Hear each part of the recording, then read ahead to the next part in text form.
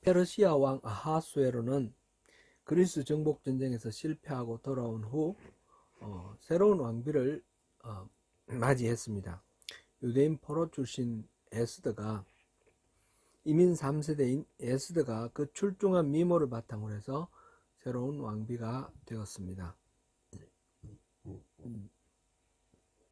그 에스더를 어려서부터 돌보고 키웠던 사촌 오라버니 모르드기는 언제나처럼 뒤에서 보이지 않는 후원자의 역할을 하고 있습니다. 모르드게는 얼마든지 에스더의 그 힘을 빌어서 지위를 높게 한다든지 또는 이권을 얻는다든지 그럴 수도 있지만 그런 거 전혀 요구하지 않았고, 아마 궁정 경비원이었던 것 같은데 원래 있던 그 직무를 성실히 수행하고 있었습니다. 파수를 서는 과정에서 궁정의 환관들이 왕을 시해하려는 그런 음모를 의논하는 것을 엿듣게 되었고, 우연히 엿듣게 되었고, 그것을 에스를 통해서 왕에게 보고하고 그 반역자들을 모두 잡아서 왕의 안전을 지켰습니다. 그러나 왕은 이 일에 공을 세운 모르드게에 대해서 상을 주거나 사례를 하지 않은 채 공중일기에만 기록을 하였습니다. 우리 인생사에서 우리가 기대하는 바가 뜻하는 대로 잘 이루어지지 않고 흘러가는 그런 경우들이 많이 있습니다. 그럴 때에 우리가 마음을 조급하게 갖지 말고, 오늘 지난주에 우리가 천천히 가자라는 말씀으로 은혜를 나누었는데, 당장에는 원하는 결과가 나오지 않더라도 억울해하거나 분해하지 말고 그것을 잘 이렇게 인내하면서 나가면 나중에 보면 오히려 그런 것이 더 좋은 결과를 가져오는 그런 경우도 많이 있습니다. 이 성경에서는 하나님은 전혀 전면에 나타나지 않습니다. 하나님은 안 계신 것 같습니다. 그러나 일어나는 모든 일의 배후에 하나님이 계시고 신실하게 하나님의 계획과 섭리를 이루어 가십니다. 우리는 그러한 하나님의 그 신실하심을 믿는 믿음으로 인내하면서 각자 자기 자리에서 또 신실하게 그렇게 지켜나가는 것이 온전한 믿음이다, 그렇게 생각됩니다. 하만이 득세를 하는데 3장 1절에서 2절 사이에 아하수에로 왕이 아각 사람 함므다다의 아들 하만의 지위를 높이 올려서 모든 대신 위에 두고 대궐 문에 있는 모든 왕의 신하들이 하만에게 절을 하도록 그렇게 명령을 내렸습니다. 말하자면 왕명으로 내린 하나의 법이다, 이렇게 말할 수 있겠죠. 그런데 모르드게는 하만에게 꿀지도 아니하고 절하지도 아니하였습니다. 다른 신하들이 그것을 보고 너는 어찌하여 왕의 명령을 어기느냐 물어보면서 절하라고 권하였는데 모르드게는 듣지 않습니다. 아랑곳하지 않고 계속해서 꿀지도 아니하고 절하지도 아니합니다. 그리고 자신이 유대인이라고 말을 합니다. 왜 모르드게는 왕명을 어기면서까지 하만에게 꿀지 않았을까요? 그리고 그 이유가 무엇이길래 자신이 유대인이라고 밝혔을까요? 나중에 전개되는 과정을 보면 하만이 화가 머리끝까지 나서 모르드게만 아니라 모든 유대인을 다 죽이고 그 재산을 빼앗아서 좋다는 법을 만들어 왕의 허락을 받습니다. 모르드게가 자기가 꿀기 싫으면 자기만 꿇지 않고 또 절하지 않으면 될 텐데 왜 자기가 유대인이라 하여 모든 유대인들의 온 민족의 운명을 그 하만에게 다 거는지 우리가 의문이 듭니다. 이 과정을 이해하기 위해서 우선 먼저 아각 사람 함므다다의 아들 하만이라 그랬는데 이 말의 의미를 한번 생각해 보아야 되겠습니다. 사무엘상 15장에 사무엘이 사울에게 하나님의 명령을 전하는 장면이 나오는데 아말렉 사람을 완전히 쳐서 진멸하라는 것입니다. 아말렉은 출애굽할 때부터 이스라엘을 괴롭힌 그런 족속입니다. 출애굽기 17장에 보면 처음 아말렉과 이스라엘의 전쟁이 나옵니다. 여호수아와 그 군사들이 덜판에 나가서 싸우는 동안 모세는 산 위에서 하나님의 지팡이를 높이 들고 있습니다. 그럴 때에 여호수아의 군사가 아말렉을 이깁니다. 팔이 아파서 나중에 이 슬그머니 이제 팔을 내리면 아말렉의 군사가 또 아론의 군사를 여호수아의 군대를 밀어냅니다. 그래서 아론과 훌이 양쪽에서 모세의 팔을 붙들고 서서 그 팔을 내리지 않고 그래서 여호수아와 그 군대가 아말렉을 쳐서 이기는 그런 장면이 출애굽기 17장 8절에서 16절 사이에 나옵니다. 사무엘을 통하여 하나님은 사울에게 그 아말렉을 정벌하여 완전히 진멸하라고 말씀하십니다. 남녀노소 가리지 말고 다 죽이고 가축들도 아낌없이 다 죽이라고 말씀하십니다. 사울은 하윌라에서부터 애굽 앞 수울까지 아말렉 사람을 쳤습니다. 그런데 아각과 소와 양의 기름진 것들, 어린 양의 좋은 것들은 진멸하지 않고 남겨두었습니다. 그리고는 스스로 전성기를 세웠습니다.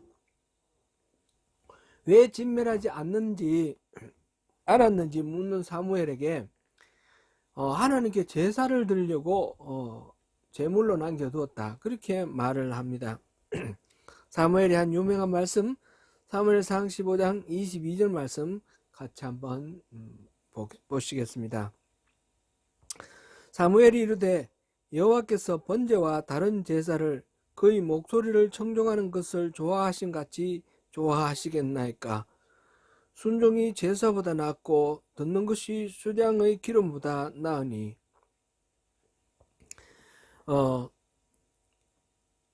제사를 드리기 위해서 하나님의 말씀에 순종하지 않았다는 이 사울의 그 말에 하나님의 참마음이 무엇인가 그것을 일깨워 주시는 말씀입니다.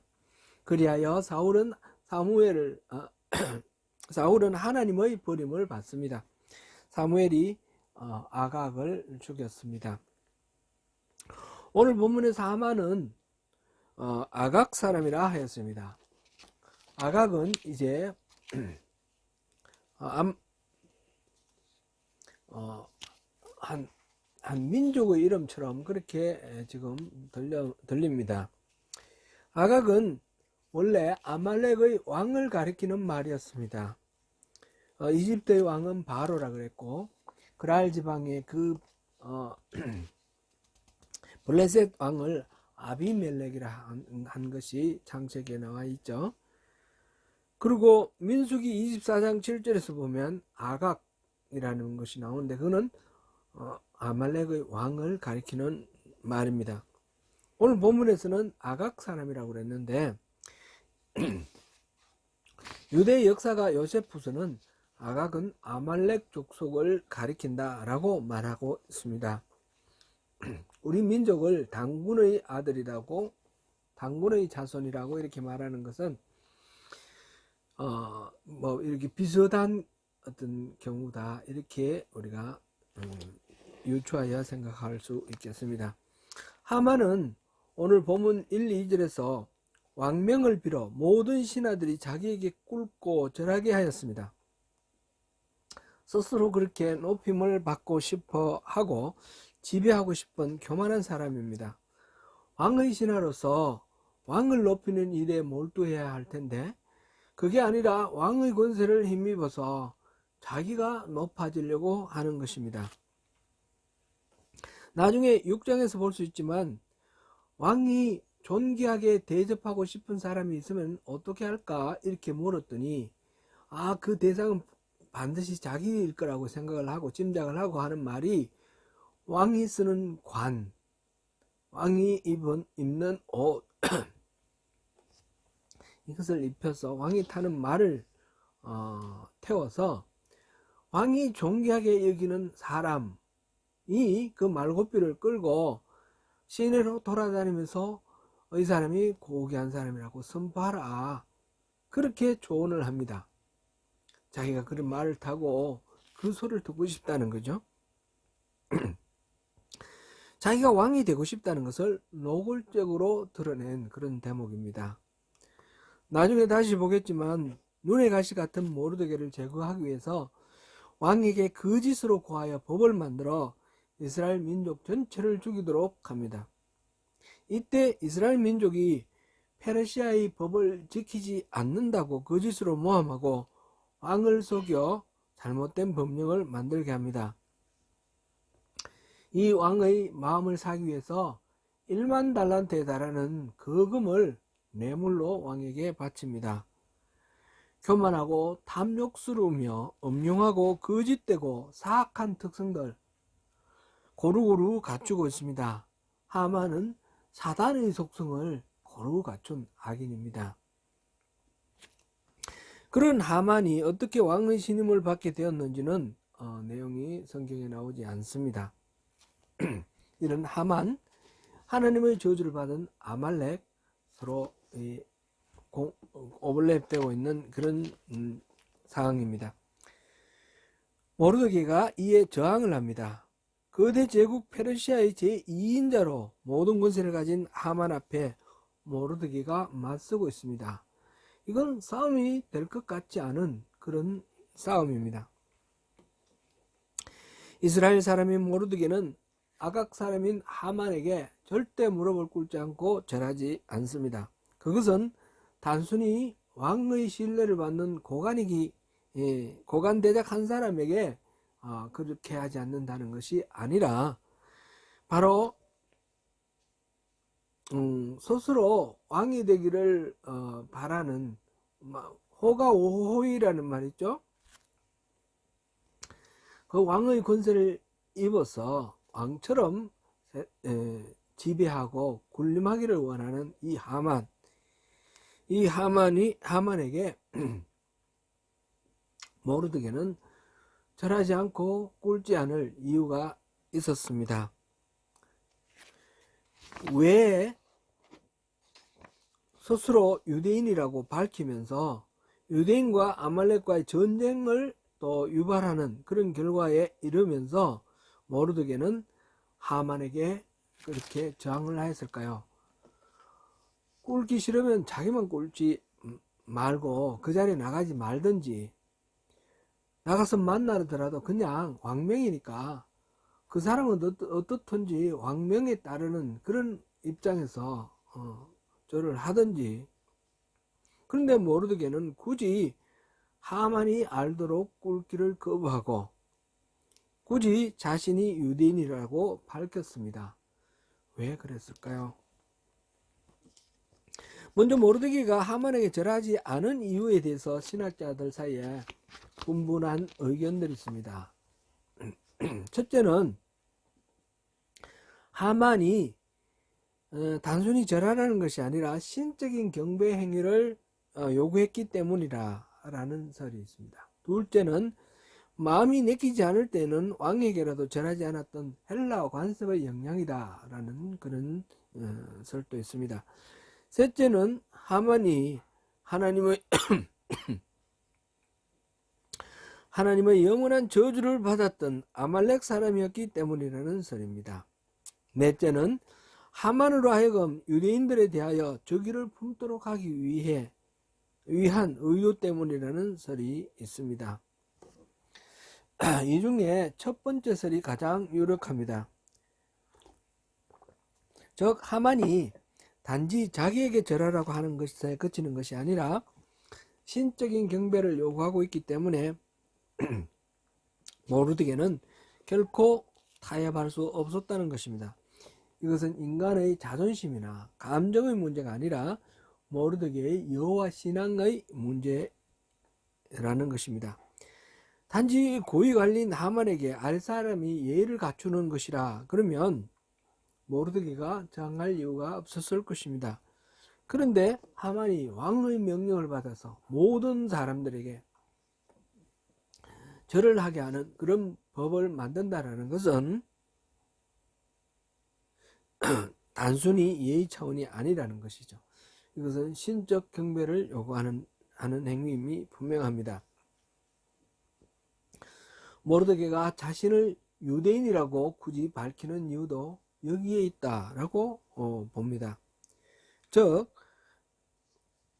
자기 혼자 개인 신앙이라는 것이 혼자 영혼 구원받는 그것으로 끝나는 것이 아니죠. 특별히 구약 시대에서 신앙은 이스라엘 민족 전체가 하나님 나라의 백성이 되는 것입니다. 그러므로 유대인은 공동체적으로 모두 다 하만에게 절을 하지 말아야 합니다. 그래서 모르드게는 그것을 공개적으로 유대인들이 다 들으라고 자신이 유대인이라고 밝혀서 유대인이기 때문에 문제가 되고 또 곤란을 겪는 그런 입장을 선택을 합니다. 유대인인 모르드게가 아말렉인인 하만에게 절대 꿇을 수 없다는 민족적 정체성에 따른 태도라고 보는 이 세 번째 설도 굉장히 유력합니다. 아말렉은 늘 이스라엘을 괴롭힌 악의 상징이었고 하나님께서 저주하시며 대대로 그들과 싸울 것이라고 말씀하셨습니다.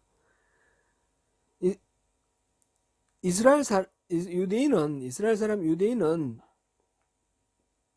그냥 아말렉인에게 그저 민족 차별, 인종 차별 이런 정도의 어떤 태도를 나타내는 것이 아닙니다.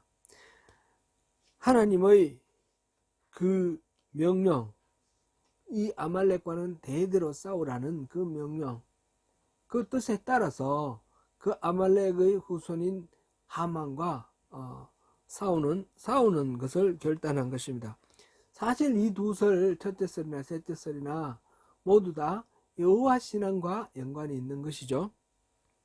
신적 숭배를 강요했다는 것, 그 우상 숭배라는 거죠. 하나님의 저주를 받은 아말렉이라는 이거 하나님의 그 말씀대로 또 그 순종하는 그런 의미입니다. 모두 여호와 신앙의 관점에서 절을 할 수 없게 하는 이유입니다. 모르드게는 그래서 무슨 일이 있어도 하만에게 굴복할 수 없다라고 하는 점을 분명히 합니다. 그것도 포로로 끌려와 있지만 여호와 신앙으로 자기 정체성을 찾은 유대인 모두에게 각성할 것을 촉구하면서 함께 저항하도록 합니다. 이에 대해서 하만이 공격해 옵니다. 사람들로부터 모르드게가 자기에게 꿇지도 않고 절하지도 않는다라는 말을 들은 하만은 매우 분노했습니다. 그리고 모르드게가 유대인이라는 사실을 알게 되자 하만은 모르드게 혼자만 죽일 것이 아니라 그의 민족 전체를 멸하기로 결심하였습니다. 하만도 자기가 아말렉 사람으로서 유대인과는 끝까지 싸워야 된다는 그런 자각이 있었던 것입니다. 그래서 하만은 왕에게 거짓으로 참수하며 유대인을 멸하도록 법령을 만듭니다.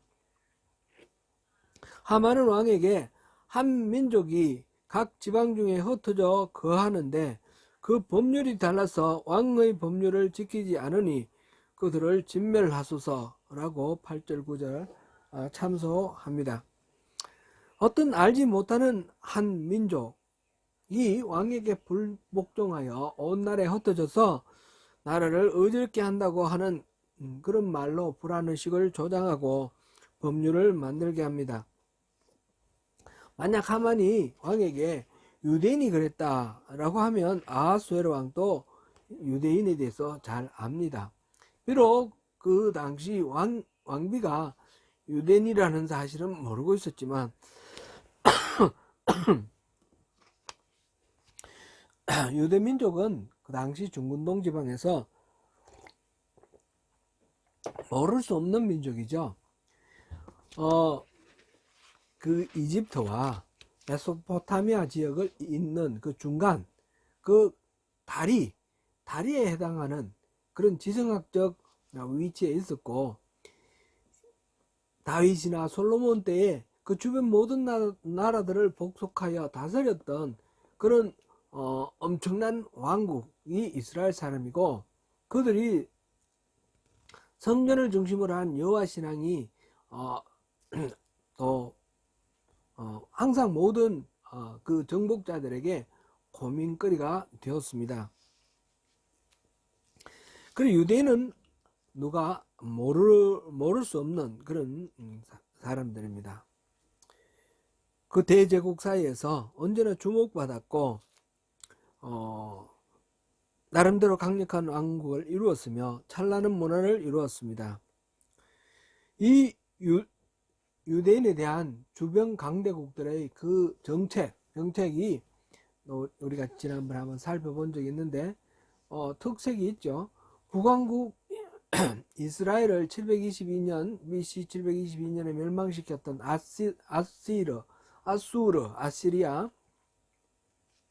아수르는 극도의 그 강압 정책을 썼습니다.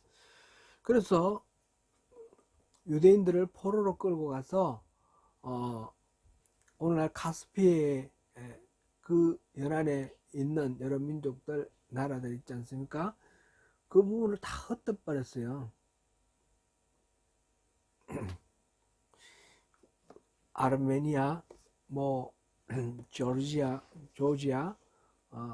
저쪽 오른쪽으로 가면 타지키스탄, 키르기스탄 이렇게 있죠. 그런 지역으로 다 흩어버렸고 그 지역에 있던 사람들을 끌어다가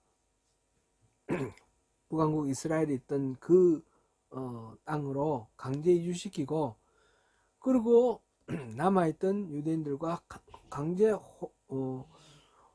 혼혈 정책이죠. 강제로 결혼시키고 그래서 혼혈을 하도록 했습니다. 그래서 유대인의 정체성을 없애는 것으로 이 유대인의 문제를, 골치 아픈 문제를 해결하려고 하였습니다.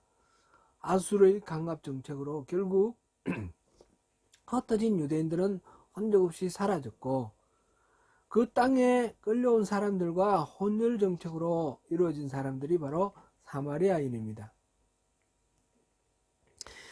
바벨론 사람들은 유화 정책을 썼습니다. 바벨론 왕 느부갓네살은 이 계속해서 저항하는 이스라엘을 정복시키기 위해서 3번이나 전쟁을 쳤습니다. 3번이나 포로로 끌고 가면서 그렇게 복속을 시켰지만 계속 저항하는 이 이스라엘을, 예루살렘을 완전히 멸망시키고 성을 무너뜨리고 폐허로 만들어 버렸죠. 성전도 다 무너뜨리고 불태워버렸습니다. 그리고 수많은 사람, 수십만의 사람들을 포로로 끌고 갔습니다. 그러나 바벨론은 아수르처럼 그렇게 강압 정책을 쓴 것이 아니라 이들이 다시 돌아가서 이스라엘의 나라를 건국하지 않는 것으로 않도록 그렇게 하고 각 지역에서 각자 살아갈 수 있도록, 그렇게 생업을 가질 수 있도록 자유를 허락하였습니다. 물론 신앙생활도 하도록 했습니다. 그때부터 성전은 없으니까 모여서 성경 말씀을 읽고 하는 그런 회당이 만들어졌죠. 바벨론 사람은 그렇게 유화 정책을 썼습니다. 바벨론을 이은 페르시아는 더욱 유화적인 정책을 씁니다. 페르시아의 왕 고레스는 왕에 즉위하자 말자 모든 유대인들에게 원래 고향으로 돌아가도 좋다는 귀환령을 내립니다. 그리고 스룹바벨을 보내서 성전을 지으라고 그렇게 후원을 해줍니다. 아하수에로 왕도 페르시아 왕으로서 기본적으로 유대인들에게 유화 정책을 쓰던 그런 왕입니다.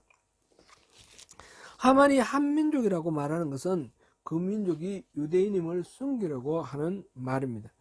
그 민족이 누군지 알지 못하는 민족으로 말하여 왕을 속이고 그들을 죽이려고 일부러 그렇게 말했습니다.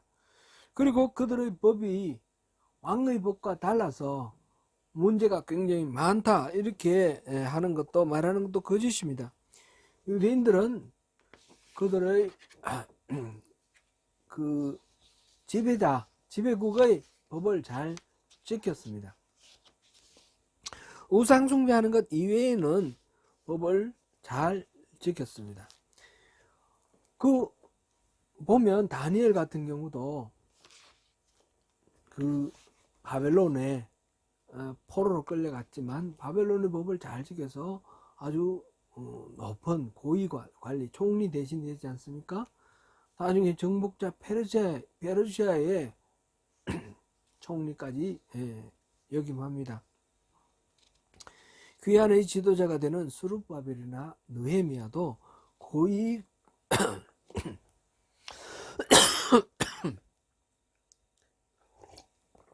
고위 관리입니다. 그들이 법을 지키지 않는 민족이 아니었습니다. 모르드게도 마찬가지입니다. 하만이 왕을 속여서 만드는 이 방식, 이것은 전형적인 마귀의 방식 참소입니다. 왕의 확답을 얻기 위해서 그가 은 1만 달란트를 내었다 그랬습니다.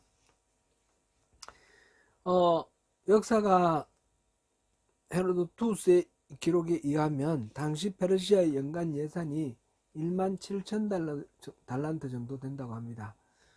그러니까 하만이 내놓은 1만 달란트가 얼마나 큰 금액인지 우리가 알 수 있습니다.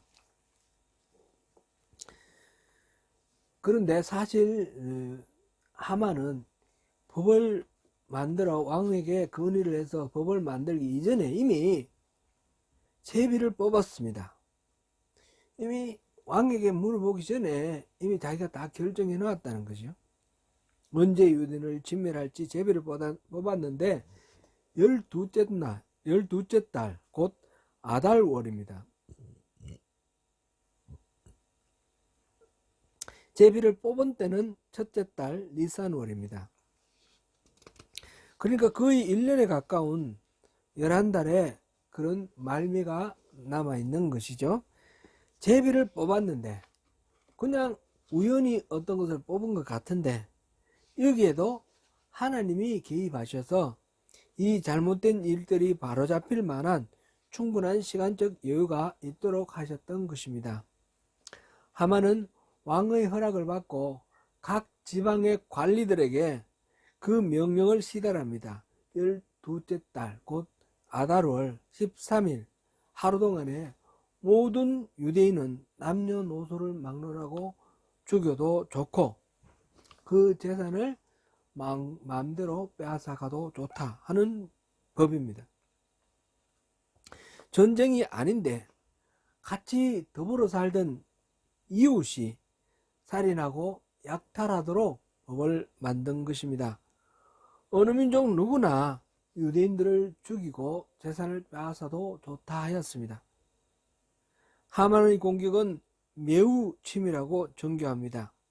오늘날에 이 법이 물샐 틈 없이 시행되도록 각 지방의 관리들에게 모두 전달하였습니다.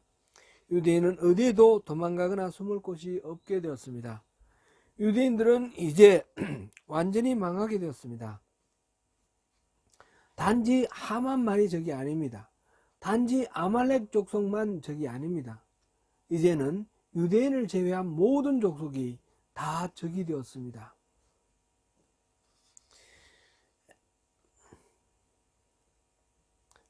이제 말씀을 맺겠습니다. 에스더의 성경 이야기는 지금 가파르게 위기를 향하여 달려가고 있습니다.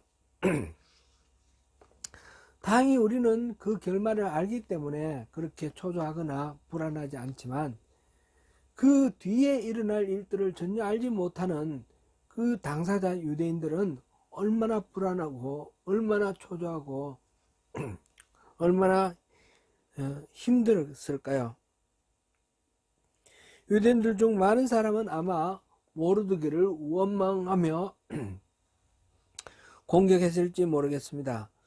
한 사람이 미움을 받아 온 민족이 진멸을 당하게 되었습니다.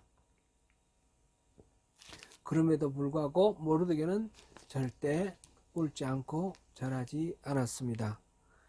우리 삶에서도 이렇게 한치 앞이 보이지 않는 그런 경우도 있습니다. 아무런 길도 보이지 않는 그런 상황 속에서 초지일관 자기의 입장을 지켜야 할 때가 있습니다. 오직 주님만 바라보면서. 사랑하는 성도 여러분, 우리 모두 서로 격려하십시다. 그리고 하나님의 신실하심을 믿고 나아가십시다.